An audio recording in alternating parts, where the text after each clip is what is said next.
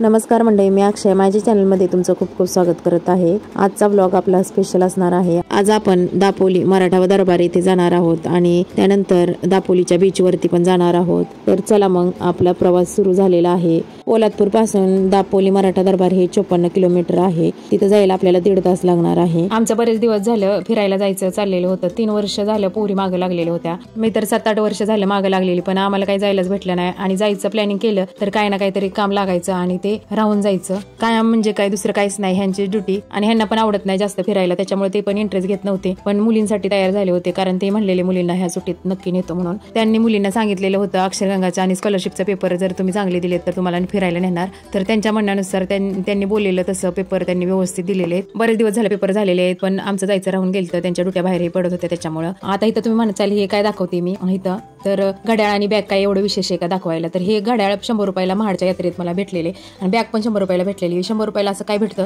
त्याच्यामुळे ते मला विशेष वाटत होतं, म्हणून मी दाखवलं ते। आणि महागाई पण आहे तरी हे 100 रुपयाला वस्तू भेटलं हे मला विशेष वाटलं।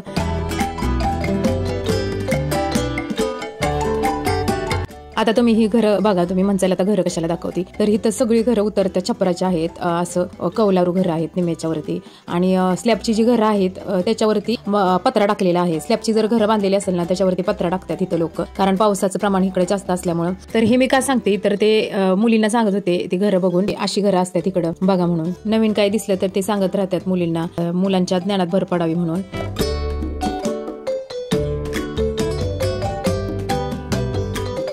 आता इथं आम्ही नाश्त्याला उतरलेला आहे। खेडमधलं हॉटेल आहे हे, अनुसया हॉटेल म्हणून आहे। या फ्रॉकी तुम्ही आता बघू शकता किती छान दिसत आहेत आणि ऍक्टिव्ह पण वाटत आहेत आणि एकदम पोरीना घातले तर पोरी क्यूट दिसतात त्या फ्रॉकीत। तर या फ्रॉकी मला 550 ला 5 फ्रॉकी भेटलेल्या आहेत। लहान मुलीच्या 3 आणि हिच्या मोठीच्या 2 भेटलेत फ्रॉकी, तर एकदम छान दिसत होत्या। महाडच्या यात्रेतच ह्या फ्रॉकी घेतलेल्या आहेत बघा, तुम्ही बघू शकता। आणि त्यांनी त्या बॅग अडकवलेल्या आहेत ना, त्या 100 रुपयाला 100 रुपयाला मला भेटलेल्या आहेत। आता त्या हॉटेलमध्ये बसलेलं होतं, पण चिंतन काय एका जागेवर बसत नव्हतं, सगळीकडे नुसता पळतच होता आणि त्याच्या मागे पळणारं नुसतं बेजार होऊन जाते। हे हॉटेल जे आहे ते एकदम छान बांधलेलं होतं, वरती पण एकदम छान केलेलं होतं आणि पूर्णच हॉटेल खूप छान होतं। टॉयलेट बाथरूम एकदम स्वच्छ होतं एकदम, आणि वरती जो पत्रा टाकलेला आहे तो कौलारू असल्यासारखं दिसत होतं आणि ते खूपच छान वाटत होतं। त्यांना मी म्हटलं आपल्या भविष्यात असलंच हॉटेल असणार आहे, आपल्या चेष्टेनेच म्हणत होते मी। आम्ही आता इथं मिसळच ऑर्डर केलेली आहे आणि सगळ्यांनी मिसळच घेतलेली आहे, कारण आम्हाला सगळ्यांना मिसळच आवडते। त्यातली त्यात मला जास्त मिसळ आवडते। आम्ही कुठे गेलो तरी मिसळीशिवाय जास्त काही दुसरा नाश्ता नसतो आमचा, जास्त करून मिसळच असते।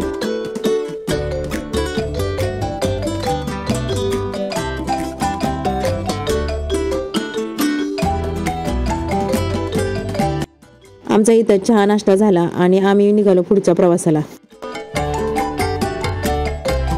आता आम्ही पोहोचलो मराठा दरबारला आणि आमचं कॅमेरामन काय म्हणतंय, तू जर आता हात असं पसरून व्ह्यूअर्सचं स्वागत नाही केलं तर मी तुझं व्हिडिओच काढणार नाही। मग म्हणलं चला व्ह्यूअर्सचं चांगलं स्वागत करूया आणि बाहेरचा व्ह्यू तुम्ही पाहू शकता कसा आहे ते। असा थोडासा बाहेरचा व्हिडिओ घेतला आणि नंतर मग आम्ही आतमध्ये एंट्री केली। खूप मोठं आहे, बाहेरून मोठं खूप दिसते आणि आतमध्ये पण बरं आहे। आतमध्ये एंट्री केलेली त्यावेळेस त्यांचं चाललेलंच होतं बॅनर लावायचं, आता सुट्ट्या लागणार त्याच्यामुळे त्यांची तयारी चाललेली होती, तर ते तयारी करत होते। आता इथं तिकीट काढायचं चाललेलं आहे, प्रत्येकी 200 रुपये तिकीट आहे इथं। लहान मुलांना बहुतेक 150 रुपये तिकीट आहे आणि त्यांची पावती करायची चाललेली होती तिथं। मग आम्ही जरा थोडासा व्हिडिओ घेतला। मला इथं जरा तिकीट बरं वाटलं, कारण दुसरीकडं 500, 600, 700 किंवा 1000 असं प्रत्येकी तिकीट आहे, त्याच्यामुळे बरं वाटलं ते तिकीट 200 रुपये आहे ते। आता इथं ते हाताला बँड बांधतात, हे वॉटरप्रूफ बँड आहे, पाण्यात जरी हे केलं तरी ते फाटत नाही, काय होत नाही, ते बांधलेलं आहे। इथं पूल आहे त्यांचं, बहुतेक मला वाटते बोटिंगसाठी त्यांनी काम करायचं चालू आहे। खालून मला वाटते पाणी सोडतील आणि तिथं बोटिंगचं वगैरे करतील, ते कामच चालू आहे त्यांचं। आणि आम्ही आतमध्ये गेलो तर हे मला खूप आवडलं, यांनी डिझाईन केलेलं आहे बसायला, ते मी थोडंसं घेतलेलं आहे। आणि इथं आम्ही चेंजिंग रूमकडे निघालेलो होतो, तर इथं लेडीज चेंजिंग रूम आहे, तिथं आम्ही गेलो। तिथं 2-3 रूम आहेत, तर तिथं आम्ही चेंज करून मग नंतरनी बाहेर आलो।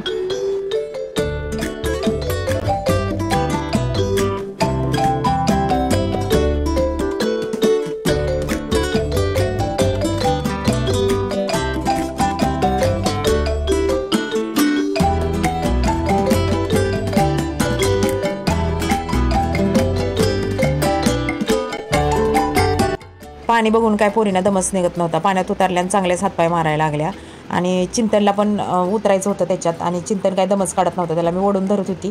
त्याचे पप्पा पाणी गार लागतंय का, पाणीला गार लागते करून काय खाली उतरत नव्हते. शाळा कॉलेजामध्ये असताना विहिरीत वगैरे पोहले असतील, पण आता कंटाळा करतात ते असं काय करायला.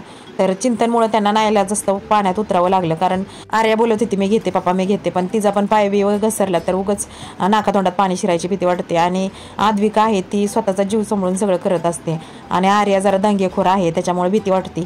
ती काही करू शकते कोणत्याही वेळेला, त्याच्यामुळे भीती वाटते की पाय वगैरे घसरला तर उद्योग काहीतरी होईल म्हणून. त्याच्यामुळे त्यांना म्हणलं तुम्हीच घ्या त्याला आणि तुम्हीच एका कडेला घ्यावा, कारण चिंतन अजिबात ऐकत नाही आणि ते आपल्या ताकदीबाहेर जातो, इतकं दंगा करतो तो पाण्यात वगैरे उतरल्यानंतर. तो घसरगुंडीवरनं कसा येतोय, एकदम शिस्तीत येतोय. आणि आद्विकाला आम्ही बळच पाठवलं वरतून ये घसरत म्हणून, आणि ती गेली. मग मी म्हणली तू जर इथं थांबलीस तरच मी जाणार वरती. चिंतन बघा कसा येतोय खाली, ते बघून आम्हाला हसायला पण येत होतं. इथं बघा आद्विका आलेली आहे, एकदम घाबरत होती ती. मला तिथं खाली उभं राहून पकडायला लागायचं त्याला. आणि चिंतन काय करायचा, तू बाजूला सर मला धरू नको, तू बाजूला सर मला धरू नको, मी डायरेक्ट उडी टाकणार आहे असं त्याचं म्हणणं होतं. पण मला तिथं उभं राहायला लागायचं, मला भीती वाटायची त्याच्यामुळं.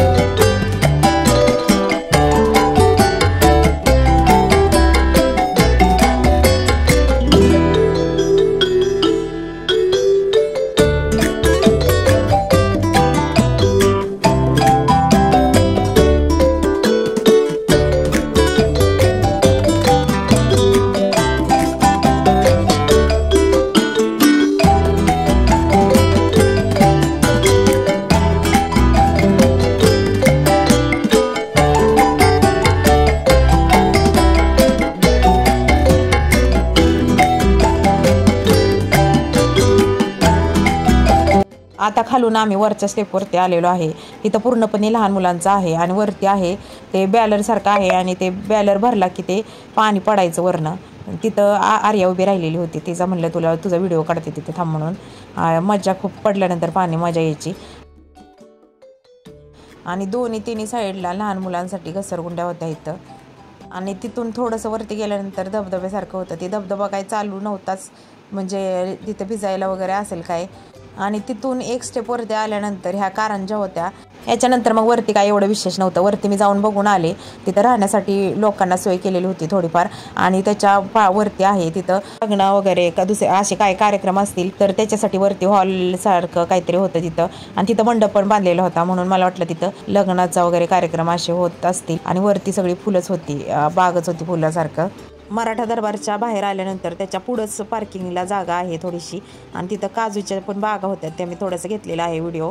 आणि तिथून आम्ही पुढे निघालो दापोली बीचवरती. तर तुम्हाला तो व्हिडिओ पुढच्या व्हिडिओत बघायला मिळेल, कसे आम्ही एन्जॉय केलेला आहे. तर मराठा दरबार हे बरं आहे 200च्या मानाने. 200 रुपयात असं काही भेटत नाही. रामराज वॉटर पार्कला 850 रुपये फी होती, आणि तिथं सगळं आतमध्ये जेवण खाणं होतं, अनलिमिटेड जेवण होतं, सायकलिंग होतं, रोपवे होतं, आणि बरंच काही बोटिंग वगैरे होतं.